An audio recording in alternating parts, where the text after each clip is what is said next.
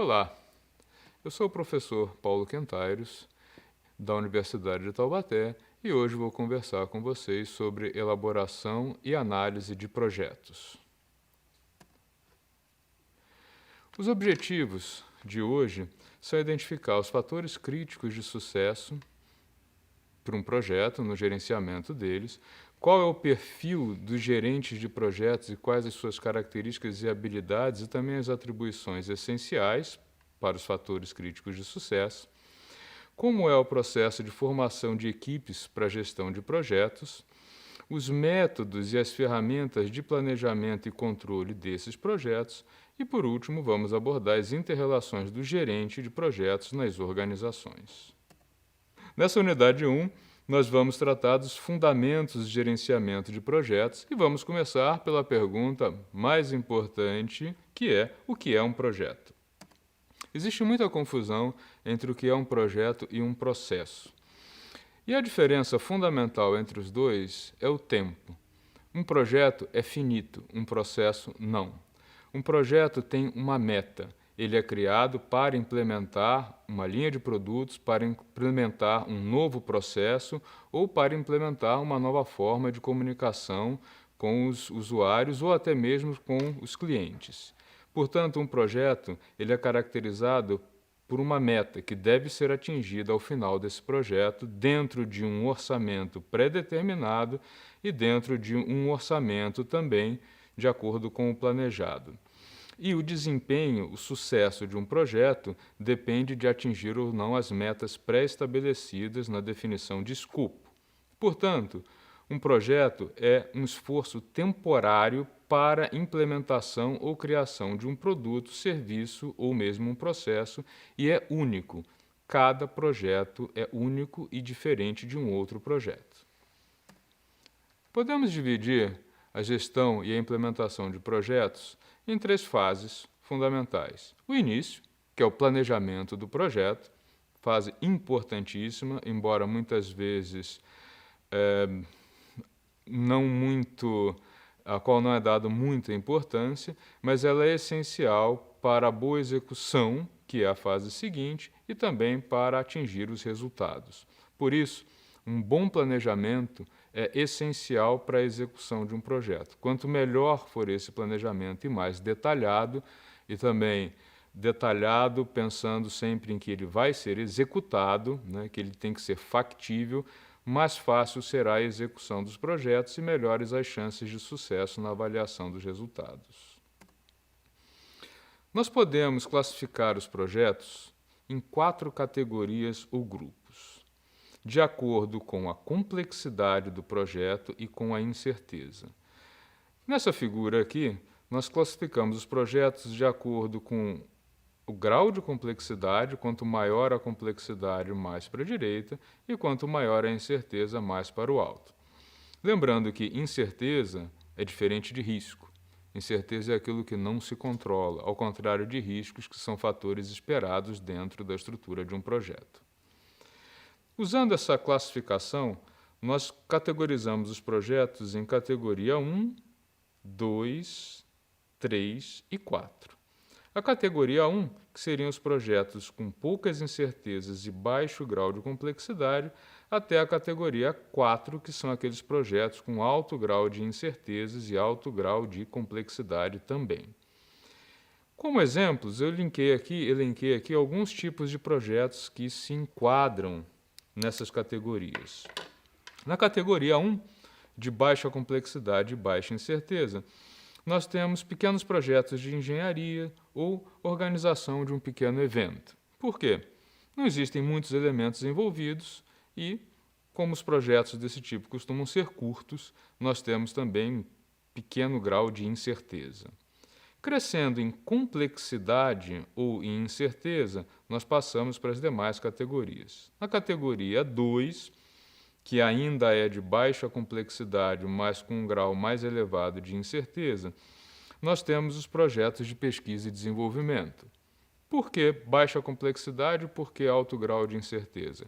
De complexidade, porque o número de pessoas envolvidas e o número de subprocessos não cresce muito. Porém, como é um projeto de pesquisa e desenvolvimento, muitas coisas podem dar errado e muitas coisas as quais fogem ao controle do gestor, como, por exemplo, equipamentos, resultados que demoram a vir de um projeto de pesquisa, resultados inesperados que podem mudar completamente o rumo do projeto. Por tudo isso, são projetos considerados de baixa complexidade, mas de alto grau de incerteza. Crescendo só na complexidade, mas com incerteza baixa, nós temos a categoria 3, organização de eventos especiais. Um exemplo aqui, a visita do Papa, é muito complexo, porém, até pelas características de segurança envolvidas, o grau de incerteza é baixo. Também os Jogos Olímpicos, os Jogos da Copa do Mundo, todos esses são eventos muito complexos, que envolvem muitos parceiros, muitos elementos diferentes, mas todos eles com um grau de incerteza baixo. No extremo, com alto grau de complexidade e alto grau de incerteza, nós temos os grandes projetos de pesquisa e desenvolvimento. Por exemplo, criação de um novo medicamento.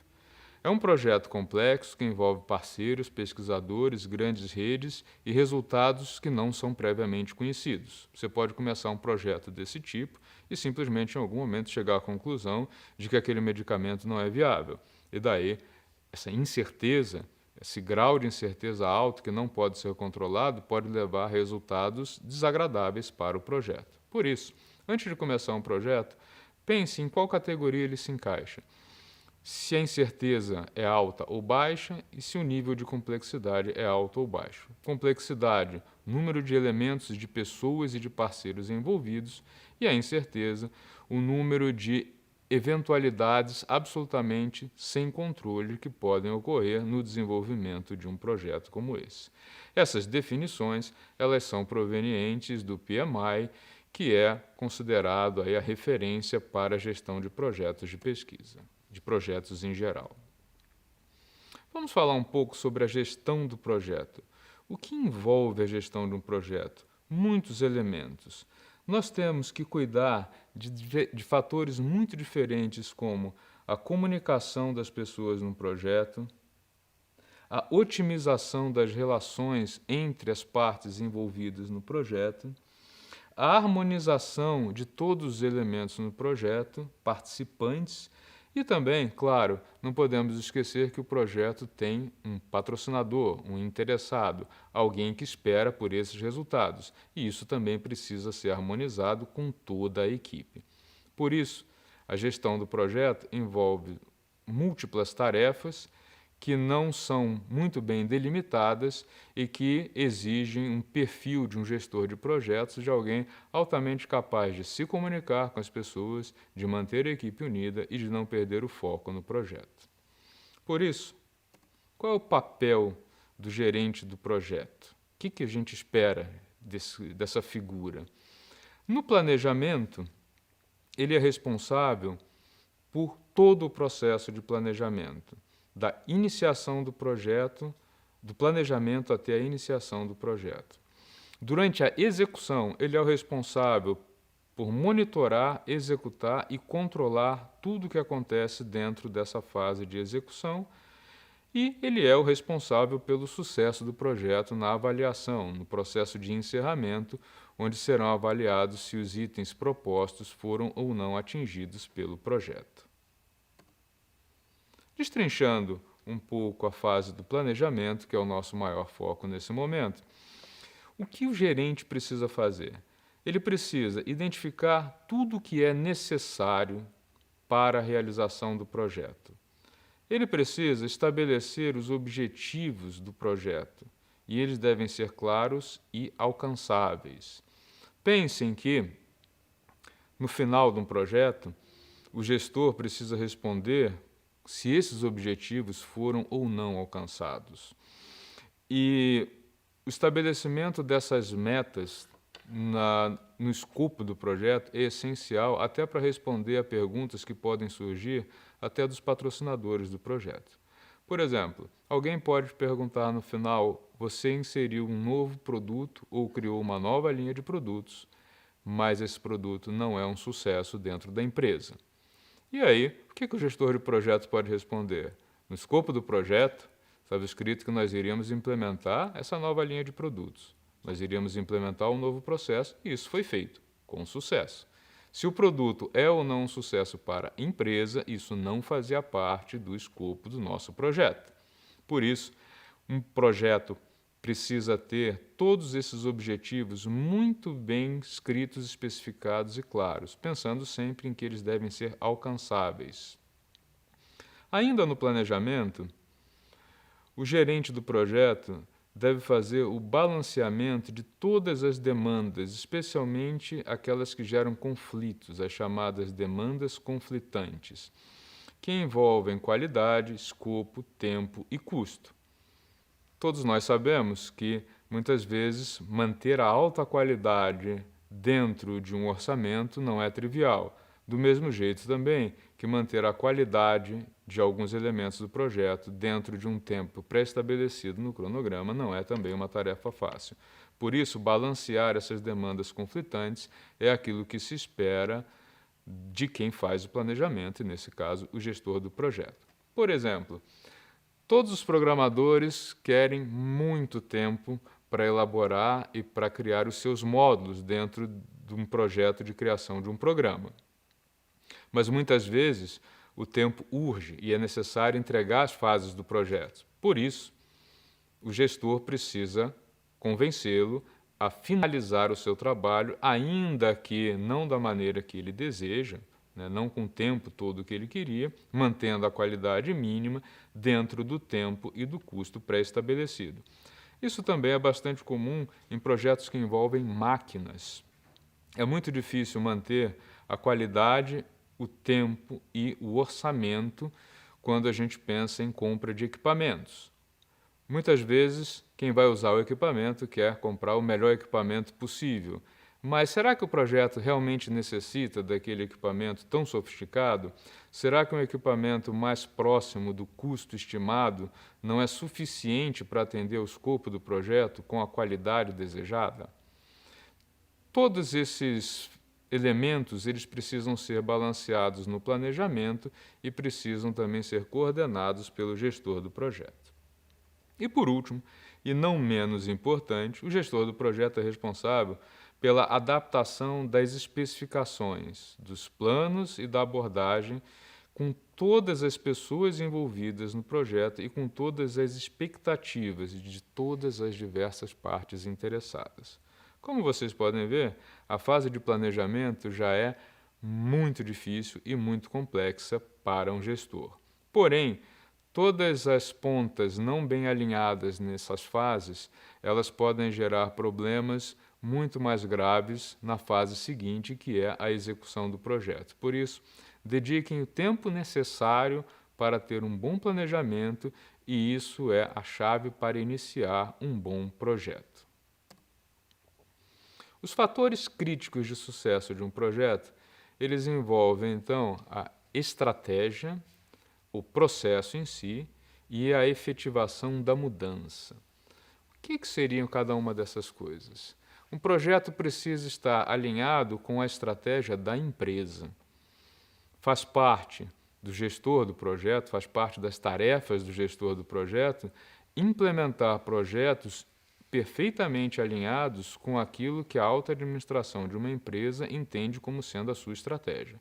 Projetos que vão contra a estratégia, os princípios básicos e até mesmo a missão de uma empresa, em geral, não podem ter sucesso, até porque conflita com aquilo que a empresa quer. O outro elemento é a condução do processo em si, que envolve pessoas, máquinas, administração mais alta e todas as partes interessadas. E a efetivação da mudança. Projetos são feitos para implementar mudanças. Mudanças nem sempre são bem-vindas em empresas. Mesmo pessoas que se dizem muito desejosas de mudanças, na prática, quando as mudanças chegam, elas não gostam muito. Por isso, essas 3 fases são essenciais para que um projeto seja um sucesso e são elencados como os fatores críticos de sucesso de um projeto, os FCS. E como isso é feito dentro de uma empresa? Essencialmente, nós temos dois tipos de empresa em termos de organograma. As empresas mais tradicionais, como essa que está sendo mostrada aqui, onde nós temos um executivo-chefe e os seus gerentes e o staff de cada uma das equipes desse gerente, e o projeto vai ser implementado como parte dessas equipes. Essas são as empresas que têm aí um organograma tradicional. São empresas que não trabalham por projetos, como se diz no jargão do PMI. Nesse caso, o gerente de projetos ele tem que interagir com cada uma dessas equipes, o que torna o trabalho um pouco mais complexo e um pouco mais delicado. Já a gestão dentro de uma empresa que tem um organograma voltado para projetos, são as empresas que são ditas, com uma organização estrutural de projetos.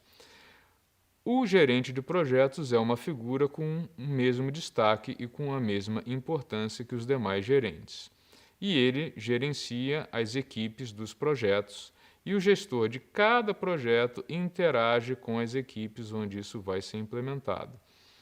Em geral, para a implementação e para o sucesso de um projeto, essa estrutura torna a tarefa do gestor de todos os projetos um pouco mais fácil e um pouco mais simples, até porque ele tem o mesmo status dentro da organização que os outros gerentes. Porém, projetos dentro de empresas tradicionais foram implementados em muitas e muitas ocasiões, até porque empresas com organograma voltados para projetos são uma coisa bastante recente. E desde o Fordismo e até antes, novos projetos sempre foram implementados dentro de indústrias e organizações que tinham organograma tradicional. E não é um impeditivo, mas é sim um facilitador quando a empresa tem a sua organização já voltada para projetos.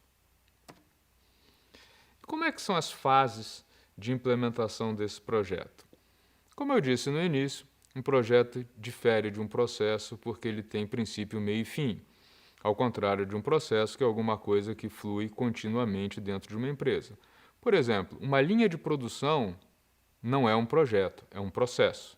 Ela flui continuamente enquanto aquele produto for fabricado. Já a implementação de uma nova linha de produção ou a implementação de uma mudança numa linha de produção, isso sim tem as características de um projeto. Por isso, um projeto tem início, meio e fim. E como é que a gente pode dividir essas fases? É claro que como cada projeto é um universo à parte, as especificidades de um projeto vão determinar mudanças consideráveis aí nesse cenário. Porém, a gente pode ver alguns exemplos e eles são importantes para que a gente aprenda. Nesse exemplo aqui, nós temos as entradas, as fases e as saídas do gerenciamento do projeto, que vão permitir analisar se o projeto está ou não sendo implementado, até a entrega do projeto, que é o momento de finalização dele. Então, o ciclo de vida aqui envolve a ideia original, que está lá no início do projeto, a abertura propriamente, o início do projeto, a equipe que vai trabalhar no projeto e no seu gerenciamento, e depois a declaração de escopo. Declaração de escopo é um momento importantíssimo do trabalho dessa equipe, que é quando se define o que o projeto deve atingir e também aquilo que não faz parte do escopo do projeto. A partir dessas definições, o projeto vai ser iniciado com o seu plano de implementação, a sua linha, o acompanhamento do seu progresso, a verificação da aceitação desse projeto dentro da empresa e até a aprovação e entrega. A partir daí é que o gerente vai poder dizer se o projeto vai ou não ser um sucesso. Uma outra estrutura possível também é um projeto que está dentro do ciclo de vida de um produto, o que é um projeto bastante delicado. Quando uma empresa quer renovar um produto, mudar o layout ou simplesmente revitalizar um produto, isso faz parte de um processo e muitas vezes é delicado, porque as pessoas que trabalham na empresa têm a ideia de que aquele produto já é muito bom e isso faz com que elas sejam muito pouco receptivas a mudanças. Esse projeto opera dentro de um ciclo que é o ciclo de vida do produto. O produto ele é fabricado continuamente, mas ele precisa de uma atualização, de uma modernização. E aí entra o gestor de projeto, que vem com a ideia de como atualizar esse produto, o planejamento, a equipe, a execução disso e, no final, ele vai entregar como, né, o produto vai ficar para quem vai analisar isso, ou seja, para o setor operacional, que volta novamente a fabricar o produto sem mudanças, até que novamente, em algum momento, ele precisa de uma atualização. Essa parte aqui, que é o projeto em si, é única para cada atualização de um produto. Alguns produtos têm um ciclo de vida muito longo, outros um ciclo de vida mais curto e nem chega a passar por atualizações deste tipo. Mas vemos, por exemplo, dentro da indústria automotiva, como um exemplo bastante fácil, acredito eu, para todos, os automóveis têm seus modelos, que são atualizados. A atualização do modelo de um automóvel passa por todas essas fases. A produção segue até que o produto é considerado velho ou que precisa ser modernizado, e aí sim vem uma nova implementação de mudanças na linha que é feita por meio de um projeto. Então, muitas vezes, um projeto que faz parte do ciclo de vida de um produto é um projeto mais complexo. É um projeto que faz parte da atualização de um produto. São projetos normalmente delicados, até porque as pessoas que já trabalham nessa linha de produção ou dentro deste processo, elas podem não estar muito felizes com as mudanças. Onde esse projeto se encaixa? Ele se encaixa na atualização do produto ou do processo. A partir do momento em que é detectada uma necessidade de atualizar alguma coisa numa empresa, entra a equipe de projeto que vai analisar todas as demandas da empresa, a situação atual do produto ou do processo, vai trabalhar essas ideias, transformá-la num projeto com escopo bem definido, com uma equipe que é a equipe que vai introduzir o projeto na empresa e que vai trabalhar em parceria com a equipe que trabalha na produção do produto ou no desenvolvimento do processo. Essa relação, em geral, é bastante delicada e muitas vezes exige habilidades de relacionamento muito grandes da parte do gerente do projeto. Ouvir todas as partes interessadas que querem mudanças e ouvir todos aqueles que trabalham no projeto é fundamental para se chegar a um bom planejamento. A partir do plano, vem a fase de implementação das mudanças e o produto final já remodelado, já atualizado, é entregue ao setor de operações que vai dar continuidade à produção ou ao desenvolvimento do projeto. Muitas vezes, produtos com ciclo de vida muito longo passam por várias atualizações. Às vezes a atualização prescinde até, né, de mudanças tecnológicas, de atualizações legais ou burocráticas. Por exemplo, um produto da linha de cosméticos ou das farmacêuticas, ele passa possivelmente por algumas mudanças devidas à legislação. Os automóveis passam também por mudanças de segurança devido à legislação, devido a questões de poluição, e tudo isso faz com que esses produtos tenham que ser atualizados. Produtos com longos ciclos de vida passam por muitas atualizações e modernizações para que esse ciclo seja longo. Produtos com ciclo de vida curto, que deixam de existir, muitas vezes nem chegam a passar por um processo de atualização. Vimos então os fundamentos da gestão de projetos, qual é o papel do gestor de projeto, e respondemos a pergunta crucial que é: o que é um projeto? A seguir, nós vamos analisar como é feito o gerenciamento de um projeto do ponto de vista do escopo, do cronograma e também do custo deste projeto. É fundamental para o sucesso de um projeto que os processos sejam adequados à empresa, à equipe e à situação atual do mercado. Por isso, essa adequação dentro dos grupos que trabalham num projeto e também dos grupos que esperam resultados desse projeto é fundamental.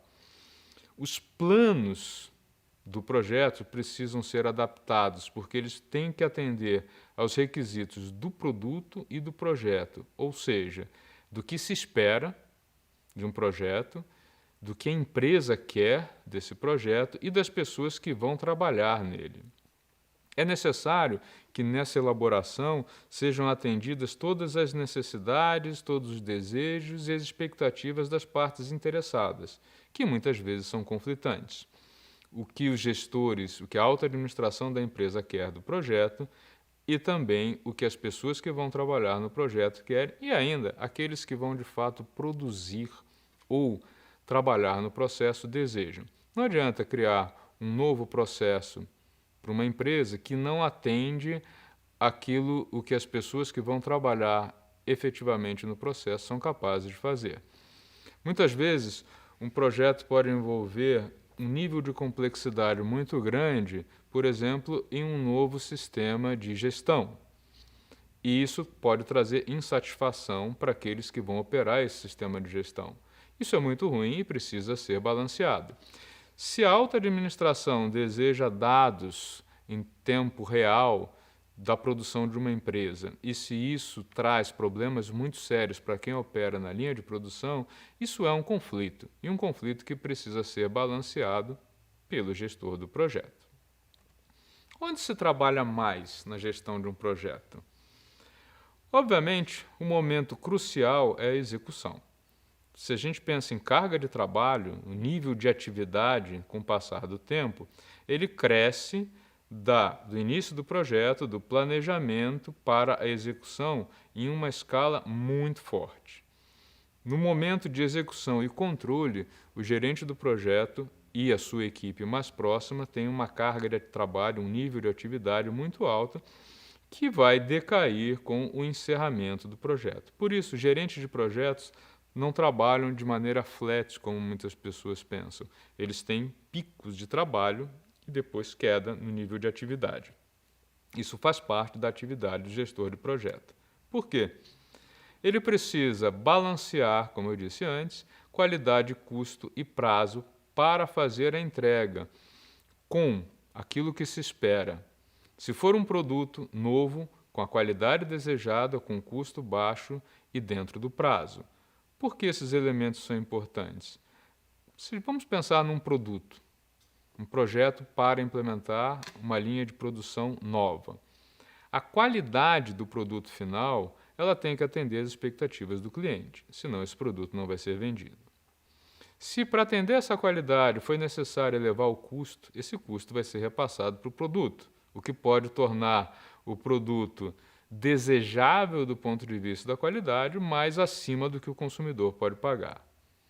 E no mundo atual, o prazo se tornou ainda mais importante, porque, como a concorrência também trabalha por novos produtos, entregar um produto novo ao mercado fora do prazo pode significar o insucesso desse produto. Logo, a linha de produção tem que estar operando com a qualidade desejada dentro do orçamento e a partir de um prazo pré-estabelecido. Por isso, estabelecer o escopo do projeto é importantíssimo para o gerente.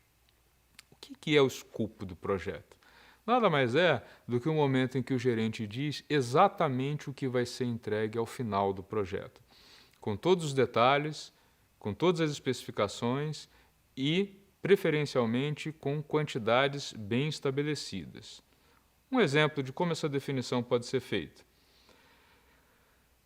Nós precisamos definir o escopo com uma declaração detalhada. Essa é a chamada declaração de escopo do projeto. É um documento onde tudo o que faz parte do escopo vai ser detalhado e também aquilo que não faz parte vai ser declarado.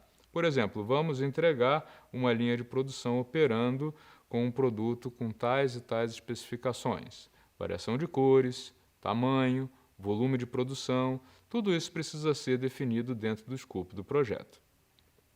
A criação do WBS, que é a subdivisão das entregas, em projetos mais longos, com maior complexidade, é bastante interessante que o projeto tenha entregas subdivididas, fase 1, fase 2, fase 3, e com isso os patrocinadores, os stakeholders, né, e todos os interessados no projeto podem ir acompanhando as suas fases. Isso é uma maneira de tirar um pouco da pressão que é exercida pela alta administração sobre o gerente do processo.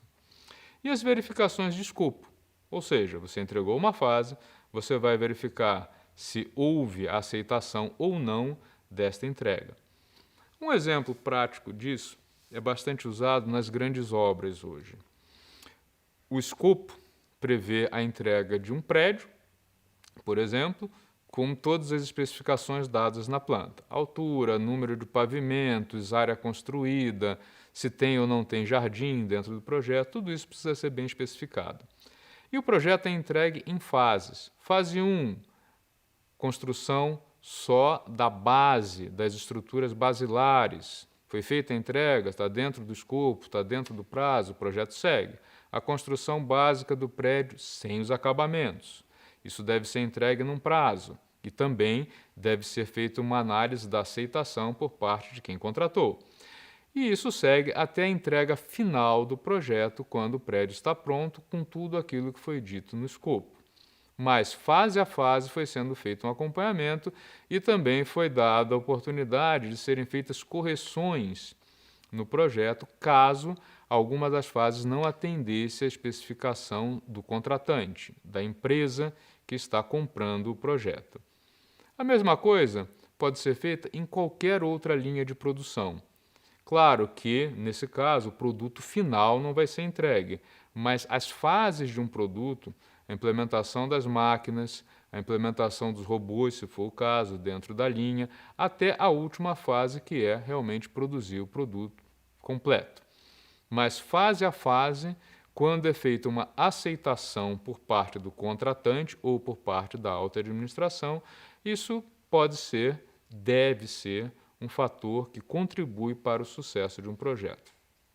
Por isso, na declaração de escopo, é importante que tenha a justificativa do projeto, por que esse projeto está sendo criado, quais são os objetivos dele e qual é o produto que se espera desse projeto, em detalhes, em um texto bem escrito e sem direito a nenhuma ambiguidade. Quanto menos ambiguidades, quanto menos especificidades tiver nessa fase, maior a possibilidade de sucesso do projeto. A declaração de escopo nada mais é do que o momento em que o gestor declara o que vai ser feito do projeto, o que se espera do projeto, quando vai ser entregue e quanto isso vai custar. O cronograma, a partir disso, é elaborado sempre com uma folga. Cronogramas muito estreitos, eles geram atrasos e isso é mal visto. Por isso, o cronograma ele tem que ser elaborado dentro daquilo que realmente é possível fazer com os recursos que se tem e considerando as incertezas e os riscos do projeto. Então, aqui nós temos uma sugestão, um exemplo de um cronograma, onde temos aqui todas as fases com o tempo, o período em que as fases são concomitantes, isso é importante. Em alguns momentos é necessário finalizar uma fase do projeto para iniciar outra. Em outros momentos não, elas são concomitantes, elas entram mais no final. Por exemplo, aqui nós temos a definição das chaves e a contratação dos juízes, nesse exemplo, são coisas que não podem se juntar. Já a fase final, que é a realização de uma competição, ela pode ser concomitante apenas com a divulgação do evento. Então, nesse exemplo de um cronograma para a realização de um evento, nós temos desde o primeiro processo, que é garantir os locais onde o evento vai ocorrer. Essas definições elas podem ocorrer até o 6º mês, por exemplo, né? A gente colocou aqui um projeto para 10 meses. A organização dos locais ela começa ainda no momento de indefinição total, mas ela termina 2 meses depois da definição final. A divulgação do evento ela vai desde o início, desde o momento em que se decide fazer o evento, até o momento quase em que o evento está ocorrendo, né? A convocação dos atletas ela é prévia, né, aqui no primeiro mês, porque sem eles o evento não existe. A definição das chaves ela ocorre necessariamente depois da definição dos locais, porque essas chaves vão jogar em algum lugar e esses locais precisam estar definidos. Então, essa fase não pode ser concomitante com essa primeira. Já a contratação dos juízes ela tem que ser posterior, porque esses juízes não podem ter interesses pessoais nem relações que inviabilizem a participação deles. E eles também têm que poder estar nos locais, por isso vem aí depois da definição dos locais. E a realização da competição em si, que é a última fase, e que vem junto apenas com a divulgação do evento. A gente vê, né, muito comum, propaganda do evento quando ele já está ocorrendo. Então, esse aqui é o exemplo de um cronograma de um projeto aí de organização de um evento esportivo. Vamos falar um pouco sobre os custos de um projeto? Quando eu faço o planejamento, eu já preciso pensar em custos. Por quê? Como o projeto tem partes interessadas e elas sempre querem saber quanto que esse projeto vai custar e quanto que ele vai gerar de receita. Então, já no momento do planejamento é necessário uma primeira abordagem dos custos. Estimar os custos e determinar o orçamento são fases seguintes, né? A partir do momento em que são definidos os custos de cada uma das fases, em que é dado um orçamento mais grosseiro para cada fase do projeto e para cada equipe envolvida, é necessário que isso seja mais bem definido dentro de um orçamento. Cada equipe, cada elemento envolvido, cada parte envolvida na execução do projeto tem um orçamento. E cabe ao gestor do projeto cobrar que todas essas equipes operem dentro do orçamento e dentro do prazo. Isso vai permitir um controle de custos que muito facilmente pode explodir dentro da realização de um projeto. Muitas vezes, alguns elementos são cruciais e eles geram custos que funcionam em cascata. Uma mudança não esperada numa fase básica do projeto pode desencadear uma série de mudanças nas fases seguintes que levam à perda completa do orçamento, e isso pode até mesmo inviabilizar o projeto, ou pelo menos torná-lo insatisfatório, porque ele vai ter um custo mais alto do que o esperado. Nós temos aqui então um gráfico que mostra o que pode acontecer. É claro que quando a gente pensa em orçamento, é possível tirar dinheiro de um lado e levar para o outro, é preciso tirar recursos de um lado e levar para o outro. Às vezes é necessário ampliar um pouco o orçamento, às vezes é necessário enxugar um pouco de outro lado, e isso pode ocorrer dentro de uma margem que o gerente tem que estabelecer desde o início. Qual é a linha ideal, base de custos do projeto e até onde ele pode chegar.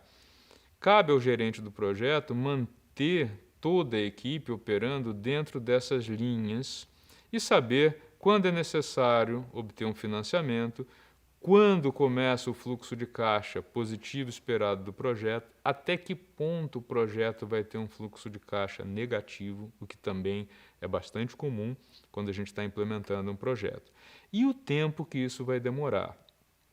Se o fluxo de caixa esperado positivo demorar mais do que o previsto, isso pode comprometer o projeto. Finalizamos então a nossa segunda unidade e nós conseguimos aí aprender o que é um projeto e como estabelecer o plano de escopo dele e como o gerente deve trabalhar para manter o projeto dentro do custo e do prazo esperado. Na fase seguinte, vamos dar continuidade a esse estudo de gestão de projetos.